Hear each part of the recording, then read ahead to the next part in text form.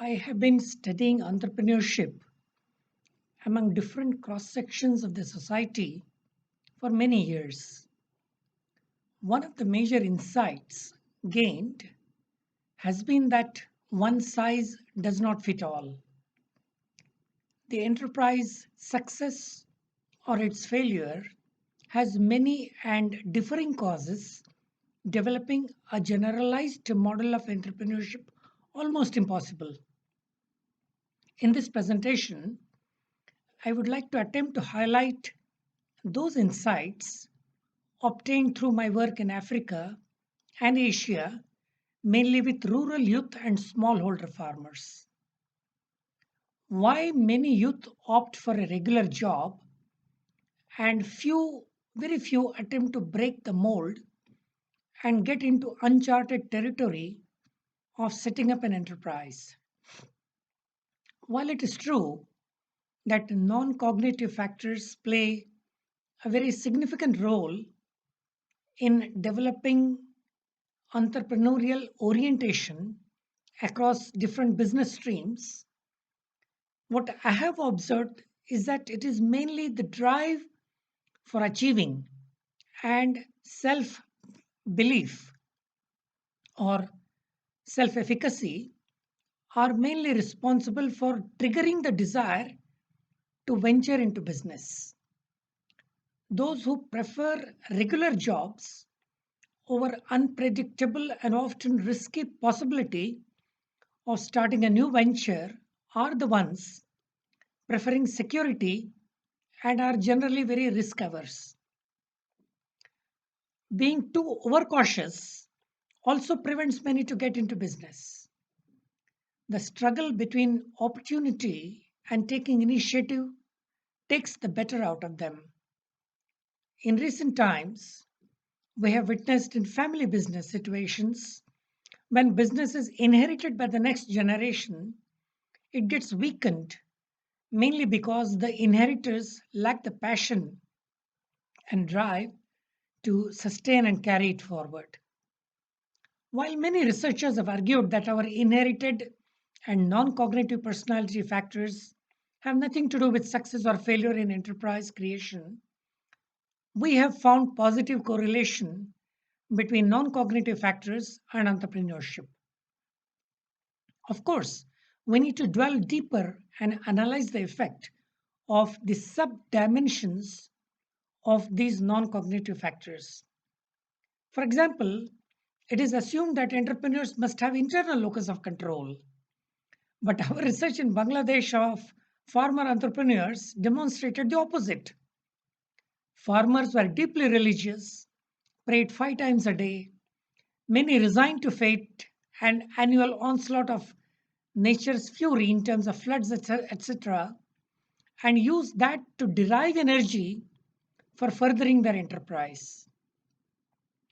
The creditworthiness of the entrepreneur is determined through their conscientiousness. Now, one of the sub-dimension of conscientiousness is dutifulness and compliance. Compliance to rules, regulations, conventions, and so on.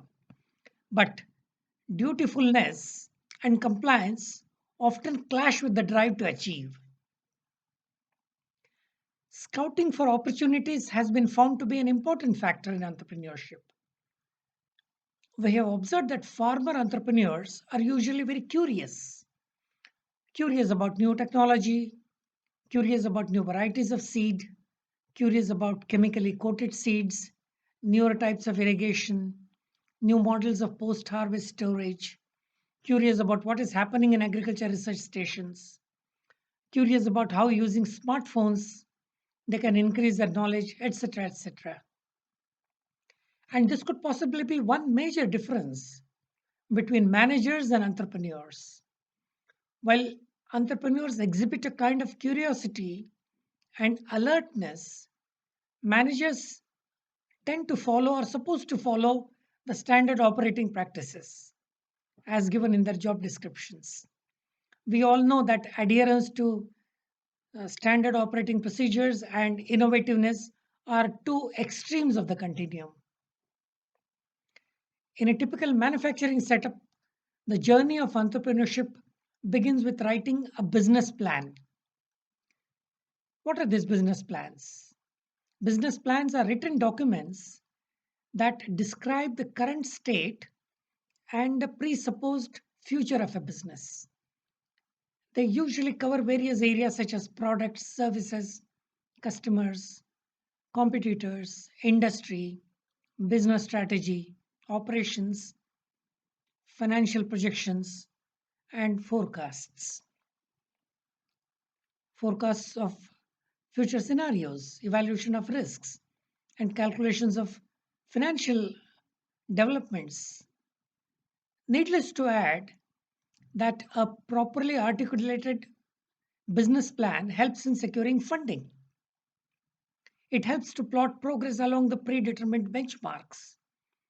It is equally true that many business plans are nothing but copy and paste jobs. But what about the business plans of the farmer entrepreneurs?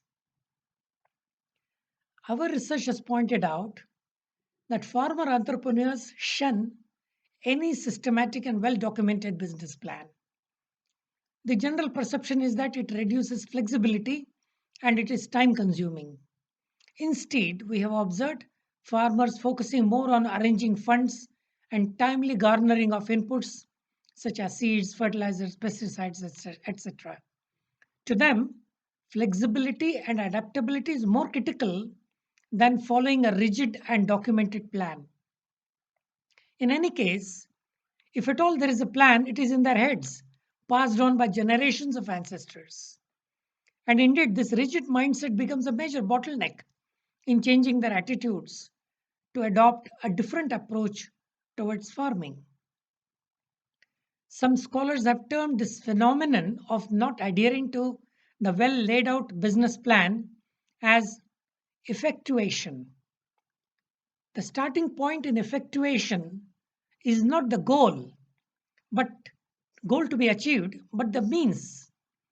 There are three basic categories of means available to people: the person, which is who are you, knowledge, what do you know, and other people, whom do you know.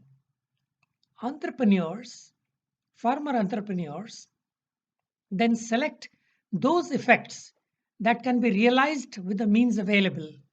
Efforts to predict an uncertain future will likely fail according to the effectuation proposition. Entrepreneurs instead control the future by being opportunistic, that is, implementing what is possible and reinforced by the environment. This has been a very novel kind of a finding in all our research projects in Africa and Asia, where a business plan is avoided. Instead, there is opportunism.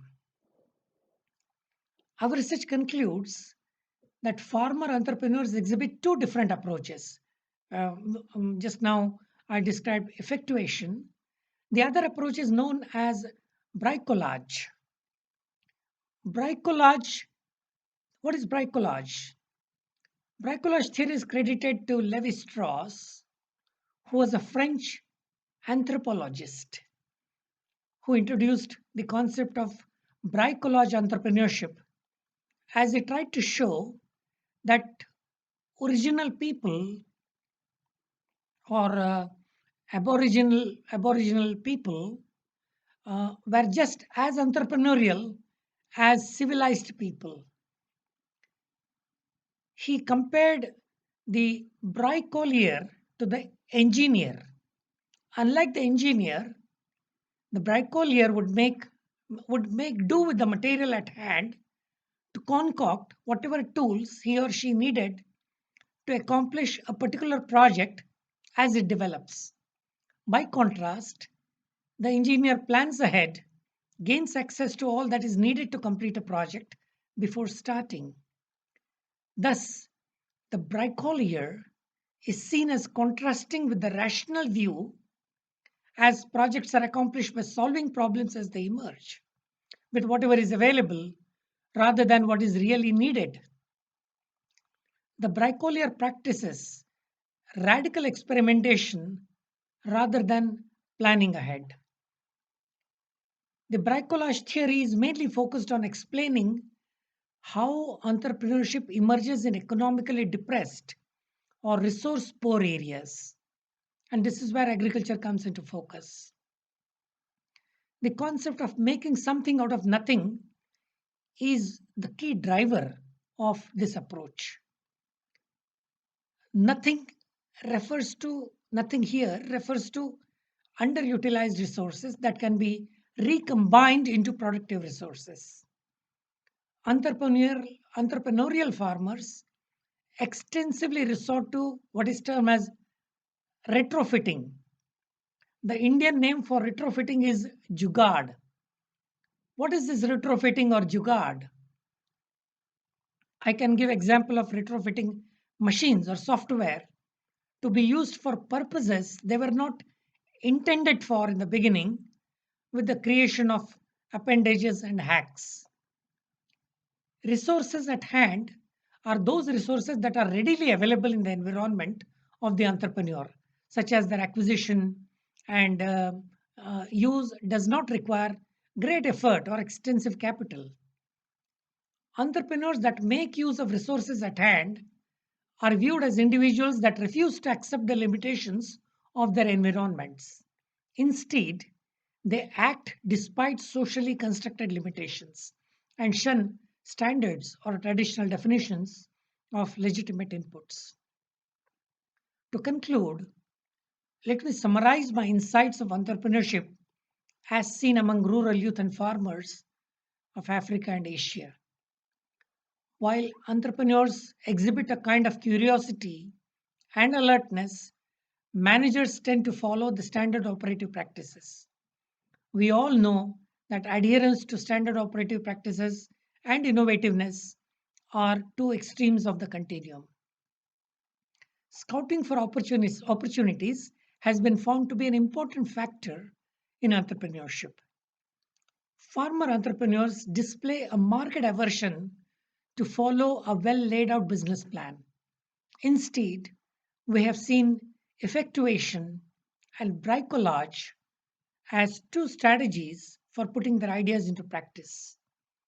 As we are staring a food scarcity crisis due to the pandemic, a new approach of understanding the farmer entrepreneurship will lead us to adopting newer strategies for increasing both entrepreneurship and food production. Thank you.